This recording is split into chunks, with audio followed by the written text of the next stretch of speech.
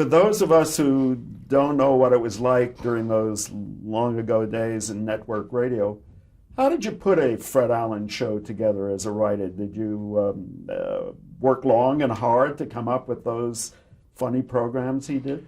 What would happen was we would divide the script into several sections. For example, Nat Hiken always took the last part of the show, which was usually the sketch or the parody, and he wrote some wonderful parodies. Depending on the guest. When we had Leo DeRocher, former manager of the Brooklyn Dodgers, we had him on as a guest, and Nat wrote a parody that was called the Brooklyn Pinafore. And we had B. Lilly, great British comedian of the time, on, and Nat wrote a parody of Oklahoma called Piccadilly. And it depended on the guest, but he always that was his specialty. That was his department. Bob Weisskopf and I were assigned the guest, the interview with the guest. As if you remember, the opening of the show was always Allen's Alley, to which everybody contributed around the table.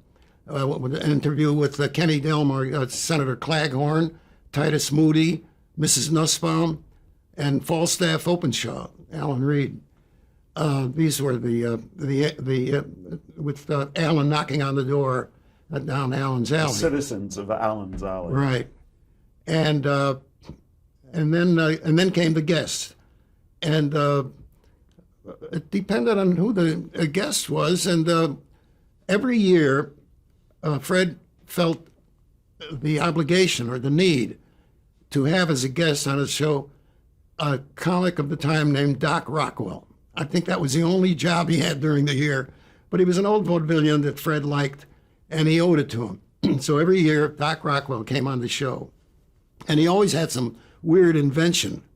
So we wrote a thing with him about when he was on the show, how Fred asked him, "Well, what's your latest development? What are you working on now?" He says, "Well, we're finished with skyscrapers. There are too many of them, and how much higher can you go? So we've decided to build, I think it was called earth scrapers. Instead of going up, the buildings will be going down." And I remember a great joke that Nat added to it. He said, "So buildings will be built down into the ground." And Nat wrote this great joke. He says, "So that when somebody dies, you just throw them out the window." See? So it was divided up into various sections like that. It always seemed to me when I listened to Fred Allen that was a little more sophisticated humor than most It was of the indeed. shows. And maybe kept it from being a number one show because it went over the heads maybe of some of the people out there. I'm sure that's true. Yeah. I'm sure that's true. But you must have been very proud to be working on such a well thought of show. It always was critically well reviewed. Oh, absolutely, absolutely. And he, as a matter of fact, the Fred Allen show was the only one that, for example, Rodgers and Hammerstein would allow to use the material from any of their shows. Fred Allen's wife was a lady named Portland Hoffa. Yeah. What part did she play in all of this? I never really knew what the character was, but Fred explained it in this way. He said, she used to say, "Mr. Allen," and he said, "She's like a little girl asking questions." And she was a dear person, Portland. She really was a very nice lady, but she left something to be desired in the way of really Humor? no, an actress, I know. see. And you just didn't dare even mention that to Fred. He'd kill you. He was so devoted to her.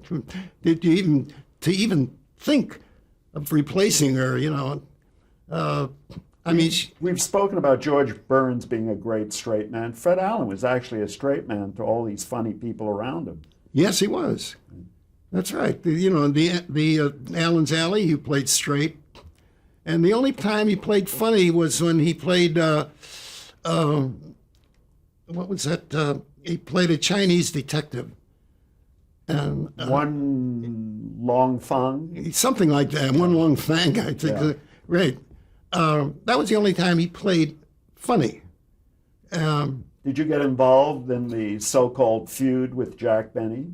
Did you write jokes to gags to go along with that? You know, at that time, the show used to go on at 8 o'clock in New York. East Coast time. Yeah.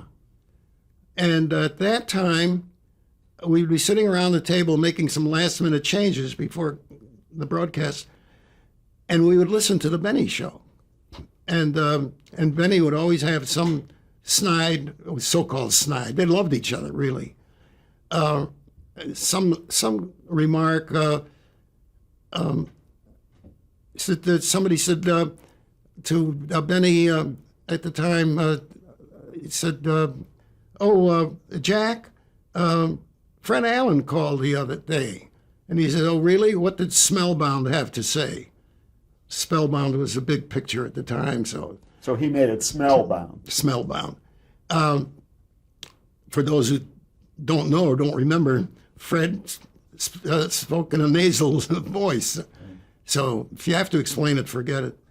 Anyway, they'd go back and forth, and then Fred would have the last word because Benny had already done his show, and now Fred would come on and to do the show for the West Coast, you're saying. Yeah. So it was really a joke feud. Right. How long did you stay with Fred Allen? Just a year. Why did you leave? There were other opportunities, like Nat left after 8 years, and Fred really was unforgiving about that. He disliked the notion that he had to depend on Nat, but he had to. And he knew that because nobody could write those parodies the way Nat could. So when Nat had a chance to create a show for Milton Berle before he became Mr. Television, he jumped at it. It was going to be his show. He would, he'd be the whole, the guiding force. Creator, guiding force. And I remember they were sitting, I wasn't present, but they used to go to Toots Shor's, a very popular late night restaurant in New York at that time on 52nd Street. And after the show on Sunday night, they'd always go to Toots Shor's, a regular hangout for guys like Jackie Gleason and others. And this was Nat's last night. And he was sitting at a table with Nat and Fred, and it might have been a sports writer. Maybe it was Jimmy Cannon, I don't know. But some sports writer who Jimmy knew. Cannon, when I worked with Jimmy Cannon, he went there every single night of his So life. it could very well have been Cannon, who obviously must have known Nat and certainly knew, much about Fred. And Cannon said to Nat, "Why are you leaving Fred? You're doing so great together." And Fred said, "No, he's got to take the next step. No, he's doing the right thing." And so, so that was very thoughtful of Fred. Some weeks later, when Nat came up with the Burl Show and asked me if I wanted to work on it with him, I said, "Great." And we were walking into the RCA building where we used to do our shows and do our rehearsals. And Fred was just coming out. This is like just weeks later. And here comes Fred with his entourage. And here are Nat and I walking in. And Nat said, "Hi, Fred." And Fred brushed right past him without saying anything. And Nat turned his big brown eyes on. He said, "Did you see that?" He was so stricken, really was the word, because Fred apparently did a double take, said, "Why did he leave? Why did he leave? We were doing so well. Why, But, he could be a curmudgeon, Fred. And before we leave Fred Allen, why didn't he ever make it in television? I know he tried, but it was not successful. I think people were put off by his looks. I mean, he was not. He had these enormous bags under his eyes, and he had a perpetual scowl, if you recall.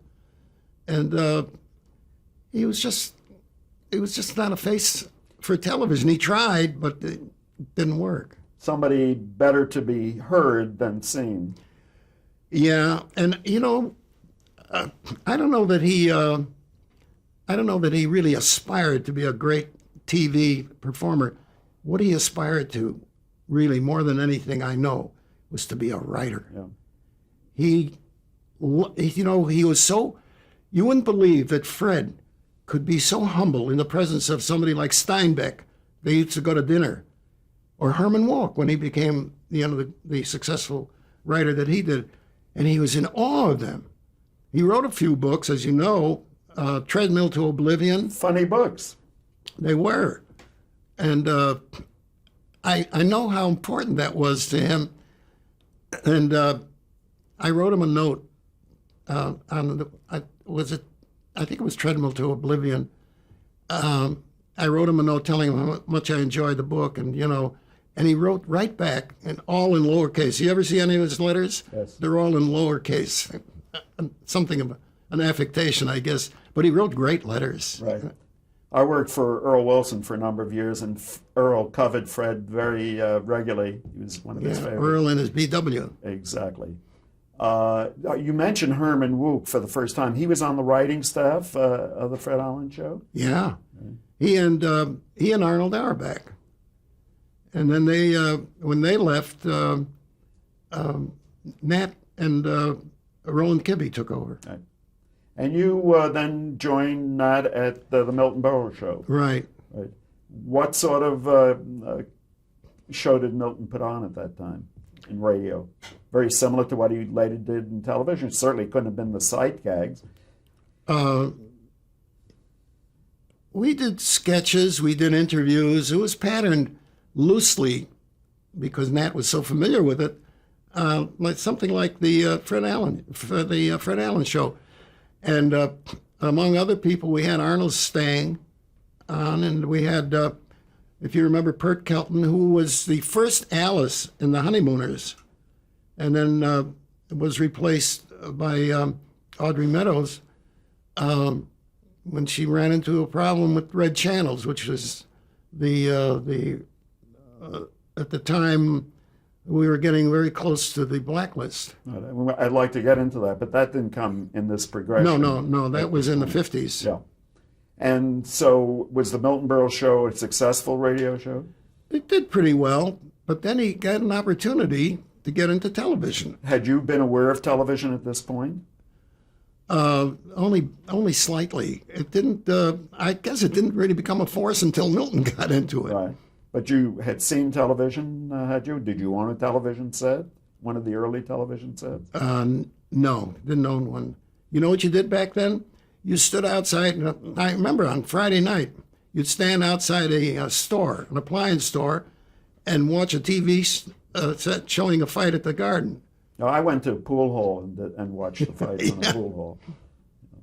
But did the thought cross your mind that this might be also an opportunity for you, television? I don't think anybody at that time could realize the importance, the significance that this medium would take, and the amazing influence that it would have on our lives. Radio was riding so high, it was inconceivable that it would fall or come down. Well, there were people back then who were saying, television, that'll never work. Are you kidding?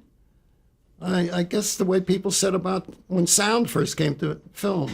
Right. Sound. You were making a good living? Oh, yeah. Writing? Yeah, I was very fortunate. I really was. I was very lucky in that from the time I started working for Dinah Shore and then George Burns, I never stopped. And it was, as I say, it was a lot easier. I feel sorry for the young people who are getting into it today or trying to get into it. It's just so competitive and so closed. But as a writer in radio, you were making money. There was always job opportunities, but you really weren't getting much notoriety. People never talked or wrote about the writers very much, did they? They never, the only place they ever talk about the writers on Broadway, because that's the writer's medium, Broadway. In film, it's the director's medium. They talk about the director. A William Wyler, a Fred Zinnemann, a production. And in television, it was the star. Excuse me.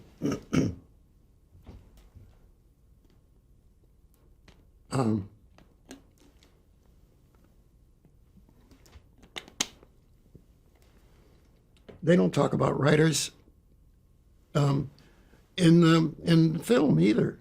I mean, I ask people, how many of you know who wrote High Noon or Bridge on the River Kwai or Casablanca? I know, but how many people really know that? Well, how would you feel when Milton Berle or Fred Allen would get a huge laugh, and that was a laugh that you created, and you could even tell your friends and family that was you who did that? At the end of the show, there was the credits. And this show was written by. That was fleeting credits. Yeah. The way they're fleeting now on television. Yeah. That bother you at all? Does it bother writers? Listen, we were just glad to be mentioned. Are you kidding? It was great just to be mentioned. I heard your name on radio the other night. Wow. You mentioned that you suggested that Fred Allen helped write his own shows. I guess that was your. Oh yeah, he obviously contributed. Did Milton Berle contribute to his shows? Yeah, Milton was so accustomed to jokes that he had done over the years that if you brought him something new, he was very wary of it. For example, later when we were doing the television show, because I went to work for him in TV later on after radio. Goody Ace was then the head writer, and I was one of the writers along with Selma Diamond, Jay Burton, and Arnold Auerbach. And Milton said, listen, I need a good restaurant joke for tonight's show. Give me So we wrote about 8 pages of jokes, restaurant jokes. He says, a joke like, this restaurant is great. They got tip-top waiters. You don't give them a tip, they blow their top. He says, I don't want to do that. It's an old joke. Forget it. I said, okay. So I'm telling you, we wrote about 5, 6, 7 pages of jokes to give him. I watched the show that night. Guess which joke he said? Tip-top waiters, blow the top. He was that was true of a lot of comics. They were so used to, like the guy on the Dinah Shore show, Wally Brown, was still doing NRA jokes. It's Wally, that's past. That's from Roosevelt. He's gone. But it's funny. It's funny. You're talking about insecurity here. Well, they're so used to that laugh from that old joke that they're scared to death of trying something new. So how long did you stay with Berle on radio? A couple of seasons, but then, he made history when he became Uncle Milty. Right. And did you work with Jan Murray in radio as well? Yes. As a matter of fact, I did. I worked, Jan had a show called Songs for Sale. And that was another one where a guest would come on, we'd interview the guest and then write up some jokes. Please put that in a time frame for me. Was that before Berle, after Berle? Before Berle. So after Allen, but before Berle. After Allen, but before Berle. Actually, I must go back. My very first TV show was not any of the big stars that I eventually worked for, like Danny Thomas and Sid Caesar. It was Sam Levinson, of all people. It was my very first TV show. Which was like 1951, was it? Yeah, right around that time. So that was after the Berle radio show. Right. Yeah. Now TV was really coming into its own, and there were shows beginning to crop up. Sam Levinson was a New York high school teacher who became a stand-up comedian. He was a Brooklyn high school. He was my teacher. He was my guidance counselor at Samuel J. Tilden High School. Really? Yes. And he started telling jokes at various functions and decided to become a professional. And then he was a very charming, giving man. Now, you talk about why Fred didn't make it. Sam was a total opposite. He had this round, kind of boyish, beaming face, Sparkling eyes. and he had just there was just a feeling of an avuncular look, that you felt comfortable with. And so I worked for Sam, and what I did with some of the other writers was just supply our own reminiscences of what it was like growing up in a Jewish family.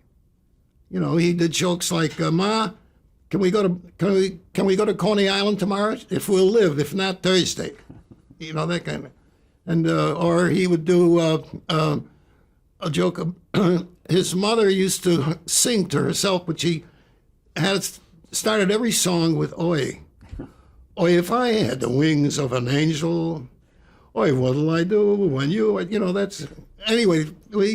That's what we contributed our own memories. This was a very primitive show without much production value, shall we say? It was nothing. Sam would come out in one, do his monologue, and then we'd have a guest. I remember Jackie Gleason came on with his kid once, and Sam would interview them both. Like, what's it like living with a celebrity like your father, and that sort of thing. Was this national or just a local show? No, this was national. Oh, yeah. And you did it for which night? NBC, was it? I don't remember. I don't remember. Yeah. So, but that didn't last very long. I don't recall that Sam Levinson had a long run on television. No, it didn't last. Maybe a season, I believe. Something like that. Yeah. Season or two. Yeah. And then, so what did that lead you to after that? I believe the next thing was, at that time, what was very popular was 1 hour specials. They called them spectaculars at that time. Thanks to Pat Weaver, who came up with that term. Yeah, we're going to do a spectacular. And I worked for Danny Thomas. We did sketches, and he did dialects and that sort of thing. I worked for, I did a show for Ed Wynn, lovely man. I did a show for Eddie Cantor, of all people. And another famous radio comedian who didn't yeah. really make it big in television. Maybe because he didn't live long enough to really exploit television. Probably not. He was. I remember seeing a short that he had done for the Ziegfeld Follies, which was one of the funniest pieces. My father and I went to see it. It was in a movie short. And on the way home, we were just cracking up, laughing at what we had just seen. But I really always thought that Cantor was something of an ersatz comedian. Fred couldn't stand him. Fred called him the dean of bad taste. So, but he was a song and dance man. banjo eyes. Yeah. And he was in some big musicals on Broadway. And in some films that had some success. Yeah. But anyway. So you weren't working on series, you were working on at that time. One time. At that time. Yeah. I also worked for Gary Moore, who had a daytime show. I left something out. After Fred, I don't